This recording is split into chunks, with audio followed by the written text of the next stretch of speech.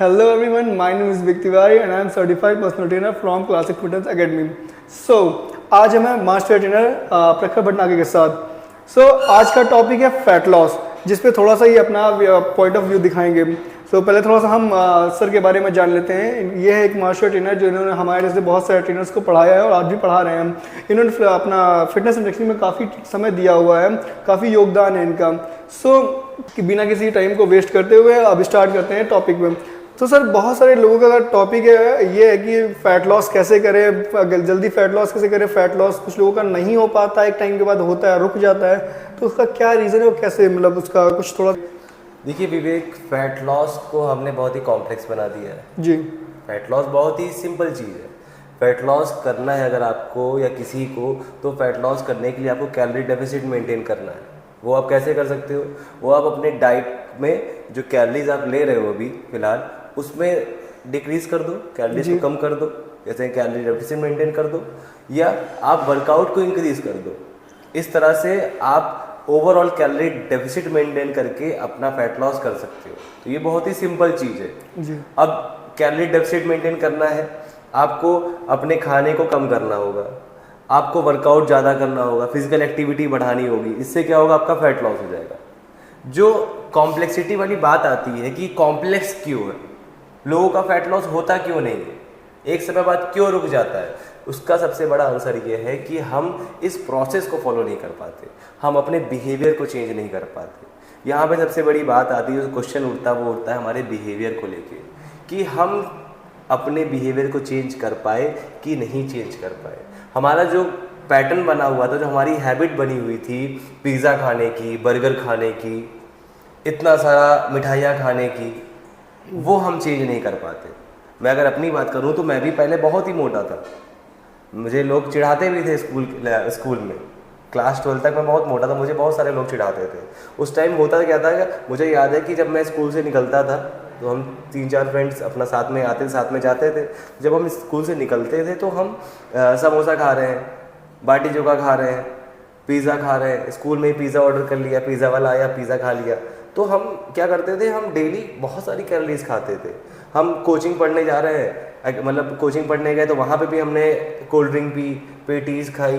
तो मैं अगर बात करूँ तो उस टाइम पे 3-4 हज़ार कैलोरीज में खा रहा होता था। घर का खाना भी मैं खाऊँ, और मैं आपको बताऊँ, मैं स्कूल में भी लंच करता था, अपना लंच करूँ, साथ में अपने दोस्तों का भी लंच करूँ। तो इस वजह से क्या हुआ, आपने देखा कि मैं कैलोरी इंटेक बहुत ज़्यादा कर रहा था। मैं बर्न कुछ नहीं कर रहा था, मैं इंटेक ज़्यादा कर रहा था।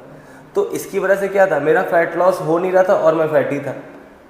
अब उसके बाद जब मुझे समझ में आया कि हाँ मुझे फैट लॉस करना है, तो मैंने क्या किया, मैंने अपनी हैबिट को चेंज करने की कोशिश की। हर आदमी यही कर रहा होता है, वो अपनी हैबिट चेंज कर रहा है। वो जो ज़्यादा खा रहा है उसको कम करने की कोशिश कर रहा है।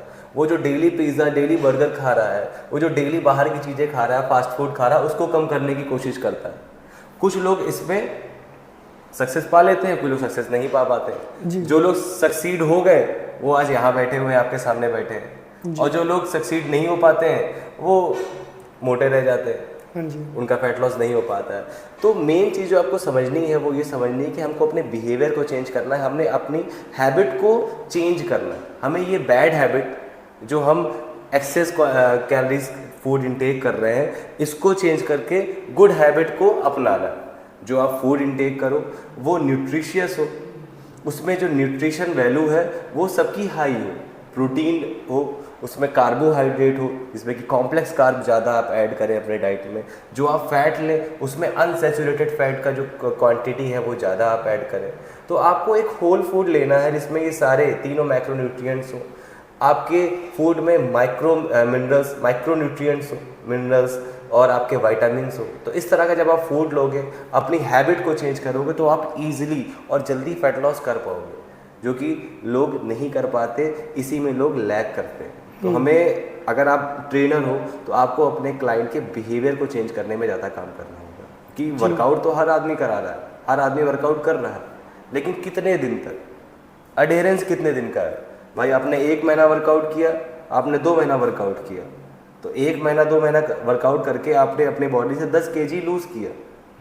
जितनी तेज़ी से आपने लूज़ किया, अगर आप इस बैड हैबिट को नहीं छोड़ पाए तो उतनी तेज़ी से आप गेन भी कर लेते हो, और लास्ट में फिर आप पछताते हो कि मेरा फैट लॉस नहीं हुआ, मुझे कुछ ट्रिक बताओ, कुछ टिप्स बताओ। तो कोई ट्रिक और टिप्स नहीं है। मैंने आपको अभी स्टार्टिंग में भी बोला कि सिर्फ इतनी सी चीज़ है कि आपको कैलोरी डेफिसिट मेंटेन करना है। जितना लंबे समय तक कैलोरी डेफिसिट मेंटेन करोगे उतना ज़्यादा फैट लॉस देखने को मिलेगा। और वो होगा कैसे? वो होगा बिहेवियर को चेंज करके। तो एज अ पर्सनल ट्रेनर आपका ये काम है कि आप अपने क्लाइंट का बिहेवियर चेंज करने पे काम करो। अगर आप बिहेवियर चेंज कर ले गए, उसकी ये बैड हैबिट को गुड हैबिट में कन्वर्ट कर ले गए, तो आप अपने क्लाइंट को उसके गोल तक जल्दी पहुंचा पाओगे। बिल्कुल। ये है। और बहुत सारे लोगों का मिथ है कि मैं ज़्यादा वर्कआउट करूंगा, ज़्यादा पसीना आएगा तो ज़्यादा कैलोरीज बर्न होगी, मैं जल्दी पतला हो जाऊंगा। तो इस मिथ को थोड़ा सा आप क्लियरिफाई कर दीजिए। देखिए, वर्कआउट करने से ज़्यादा पसीना तब आएगा जब आपका कोर टेम्परेचर इंक्रीज होगा, ह्यूमिडिटी ज़्यादा होगी, पसीना आएगा। जहाँ पे वर्कआउट कर रहे हो वहाँ पे गर्मी है तो पसीना आएगा। तो पसीना आ क्यों रहा है? पसीना इसलिए आ रहा है, स्वेटिंग इसलिए हो रही है क्योंकि आपकी बॉडी का टेम्परेचर इंक्रीज हो रहा है। हमारी बॉडी हमेशा होम्योस्टेसिस मेंटेन करके चलती है। हमारे बॉडी का एक नॉर्मल टेम्परेचर है। अगर वो नॉर्मल टेम्परेचर इंक्रीज होगा तो बॉडी उसको डिक्रीज करने पे काम करेगी। तो जब हम वर्कआउट कर रहे होते हैं ऐसी एटमॉस्फेयर पे, ऐसे टेम्परेचर पे, जब हमारी बॉडी का टेम्परेचर इंक्रीज हो गया तो बॉडी उसको डिक्रीज करने के लिए स्वेटिंग करती है। लेकिन स्वेटिंग करने का मतलब ये नहीं हुआ कि आप ज़्यादा कैलोरीज बर्न करोगे। ज़्यादा कैलोरी बर्न होना जो है वो डिपेंड करता है आप कौन सा एनर्जी सिस्टम यूज कर रहे हो। अगर आप ऑक्सीडेटिव यूज कर रहे हो तो आप जो एनर्जी लोगे वो दूसरे सोर्स से लोगे, दूसरे सबस्ट्रेट से लोगे। अगर आप ग्लाइकोलिटिक सिस्टम यूज कर रहे हो, फास्ट ग्लाइकोलिटिक यूज कर रहे हो, तो उस टाइम पे आप दूसरे सबस्ट्रेट से एनर्जी लेते हो।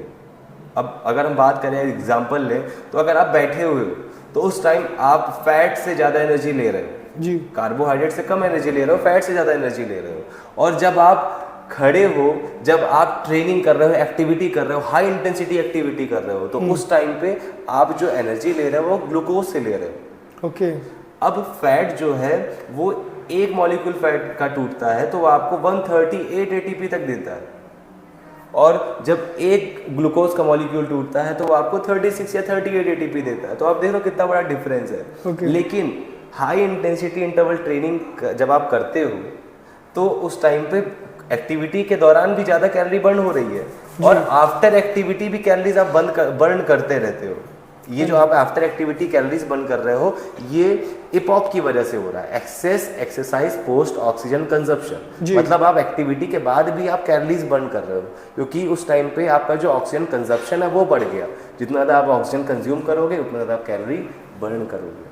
हाँ जी। तो इसका मतलब आप समझ पाए कि एक्टिविटी आप कैसी कर रहे हो उस पर डिपेंड करेगा कि आप कितना कैलोरीज बर्न करोगे, ना कि स्वेटिंग पे। हाँ जी, थैंक यू। सो आपको अगर ये वीडियो हेल्पफुल लगी हो या फिर आपके काम आई हो तो चैनल को सब्सक्राइब करें और लाइक करें।